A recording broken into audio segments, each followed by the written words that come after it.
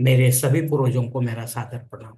ओम श्री गणेश देवताय नमः। ओम श्री कुल देवताय नमः। ओम श्री गुरु देवताय नमः। ओम सर्वश्री इष्ट देवताय नमो नमः। शिव शरण दोस्तों, मैं हूं कड़प्पा, फिर से आपके सामने हाजिर हूँ। मेरे धर्म कर्म चैनल में आप सभी का स्वागत है दोस्तों। दोस्तों, पंचांग आज का अभी आपके सामने प्रस्तुत करने जा रहा हूँ। आज तारीख 8 फरवरी 2025 दोस्तों। शैलवान शक 1946 संवत्सर क्रोधी आयन उत्तर ऋतु शिशिर मास माघ पक्ष शुक्ल तिथि। दोस्तों, आज की एकादशी तिथि है। रात 8 बजकर 16 मिनट के बाद द्वादशी तिथि शुरू होगी। वार शनिचर है। नक्षत्र दोस्तों मृग नक्षत्र है। शाम 6 बजकर 7 मिनट के बाद आद्रा नक्षत्र शुरू होगा। योग दोस्तों वैधृत योग है। दोपहर 2 बजकर 4 मिनट के बाद विष्कंभ योग शुरू होगा। करण दोस्तों वनिश करण है। सुबह 8 बजकर 49 मिनट के बाद विष्टिकरण शुरू होगा। और रात 8 बजकर 16 मिनट के बाद भवकरण शुरू होगा दोस्तों। दोस्तों, प्रमुख ग्रहों की राशि स्थिति सुबह 5:30 बजे कुछ इस तरह होगी। सूरज जो है मकर राशि में होगा, चांद वृषभ राशि में, गुरु वृषभ राशि में और शनिदेव अपने कुंभ राशि में होंगे। मुंबई विभाग में सूरज का आगमन और निगमन कुछ इस तरह होगा दोस्तों। आगमन जो है सुबह 7 बजकर 11 मिनट पर होगा। निगमन जो है शाम 6 बजकर 34 मिनट पर होगा। दोस्तों, इसी पंचांग के आधार पर अब हम आज के पूजा के लिए संकल्प छोड़ने जा रहे हैं। तब आप आपके दाहिने हाथ के हथेली पर थोड़ा सा जल, थोड़े अक्षर, एक फूल या फूल की पंखुड़ी ले दोस्तों।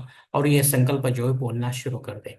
हर ओम शिव शिव शंभोरात्मे प्रवर्तमान सद्य ब्रह्मण द्वितीय पराते श्वेत वराह कल्पे वैवस्वत मनवंतरे कलियुगे प्रथम पाते जम्बूद्वीपे भरतवर्ष भरतखंडे मेरो दक्षिण दिग्भागे महाराष्ट्र देशे व्यावहारिक चांद्रमाणी शालिवान शक 1946 प्रभाति षष्ठी संवत्सरम में क्रोधी नाम संवत्सरे उत्तरायणे शिशिर ऋतु माघ मासे शुक्ल पक्षे मंदवासरे मृग नक्षत्रे वैधृति योगे वनिस्करणयुक्तायाम एकादशी शुभतिथौ वीर गोत्रोत्पन्नम मय कड़प्पा मोम पात्र दुरित क्षय द्वारा श्री पार्वती परमेश्वर पित्यर्थ विधिवत पंचोपचार एवं षोडशोपचार इष्टलिंग पूजा एवं नित्य देव पूजा करिष्ये।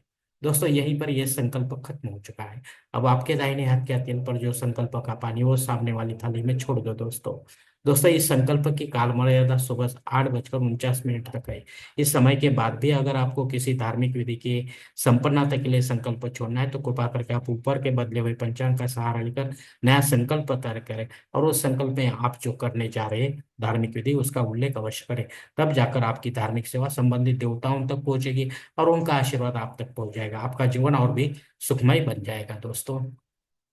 दोस्तों, अब मुहूर्त विभाग में देखते हैं। इसमें धार्मिक विधि और उनके मुहूर्त काल कुछ इस प्रकार दिए गए। सबसे पहले सगाई के लिए मुहूर्त दिया गया है तारीख 13, 16, 17, 20, 21। गोद भराई के लिए मुहूर्त दिया गया है तारीख 10, 11 और 16। नामकरण करने के लिए मुहूर्त दिया गया है तारीख 10, 17 और 25। मुंडन करने के लिए मुहूर्त दिया गया है तारीख 10, 16, 17। गृह प्रवेश करने के लिए मुहूर्त दिया गया है तारीख 10, 15, 17 और 21। मुहूर्त के दूसरे भाग में देखते हैं दोस्तों। जनेऊ संस्कार के लिए मुहूर्त है तारीख 14। शादी ब्याह करने के लिए मुहूर्त है तारीख 17, 20, 21, 22, 23 और 25। वास्तु शांति करने के लिए मुहूर्त है तारीख 10, 15, 17 और 21। भूमि पूजन और पाय भरनी करने के लिए मुहूर्त है तारीख 12, 13, 14, 20 और 24। देव मूर्ति की प्राण प्रतिष्ठा करने के लिए मुहूर्त है तारीख 10, 15, 17 और 21। दोस्तों, आप इसमें केवल भगवान विष्णु और उनके अवतारों को जो मूर्ति होती है उनको छोड़कर आप किसी भी देवी देवताओं के मूर्ति की प्राण प्रतिष्ठा कर सकते हैं विधिवत पंडित के माध्यम से देवकाल में। घर पर करें या मंदिर में करें, घर पर करने करेंगे तो थोड़ा सा नियम ध्यान में रखो दोस्तों, ख्याल में रखो कि जैसे ही प्राण प्रतिष्ठा होती है मूर्ति की आपके देवघर में, तो दूसरे दिन से उसके ऊपर संबंधित देवताओं का अभिषेक लेना जरूरी होता है। इसलिए आपको पुरुष सूक्त या स्त्री सूक्त का अभिषेक लेना जरूरी होता है दोस्तों। अगर आप नहीं लेंगे या रुद्र सूक्त भी रुद्राभिषेक भी ले सकते हैं दोस्तों।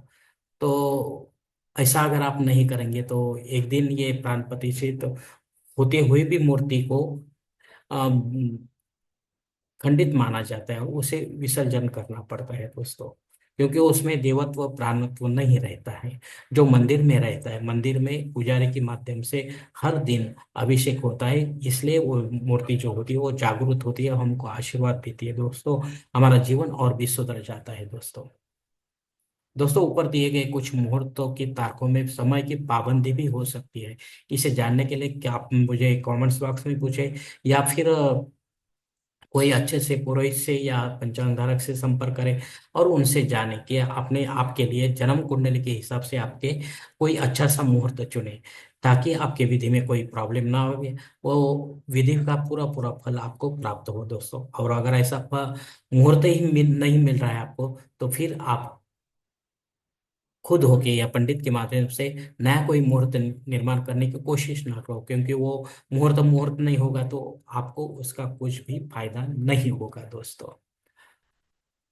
दोस्तों पंचांग में दी गई और कुछ महत्वपूर्ण जो जानकारी है वो अब हम देखेंगे।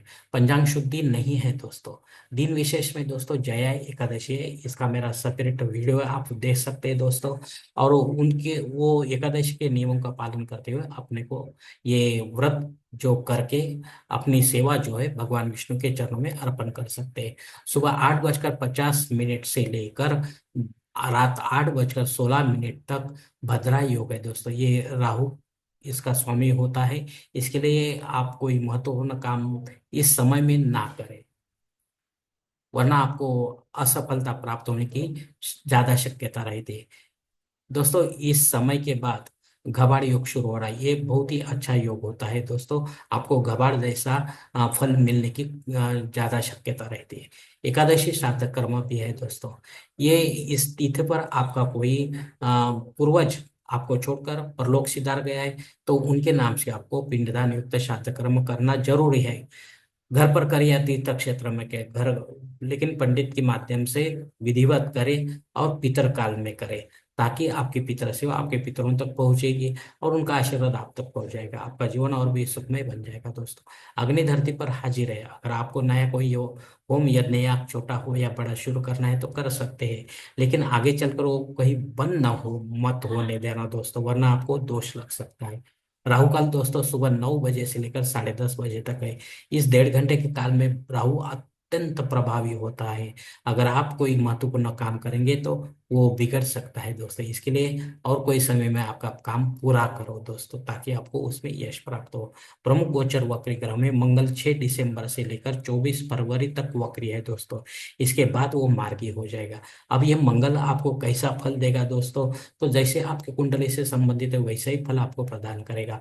तो चाहे वो शुभ हो सकता है, अशुभ हो सकता है, या मिश्र स्वरूप का हो सकता है। इसकी पूरी जानकारी आपको कोई ज्योतिषी ही दे सकता है। आपको नजदीकी ज्योतिषी से कांटेक्ट करके आपको ये जानना अगर है तो जान सकते हैं दोस्तों। धन्यवाद दोस्तों।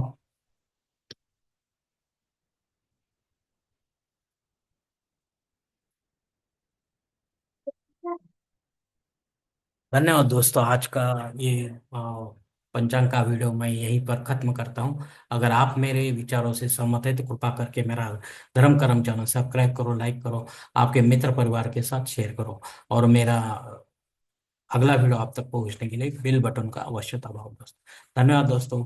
हमारी अगली मुलाकात होने तक आप खुश रहे, आनंदी रहे और प्रसन्न रहे। हरिओम।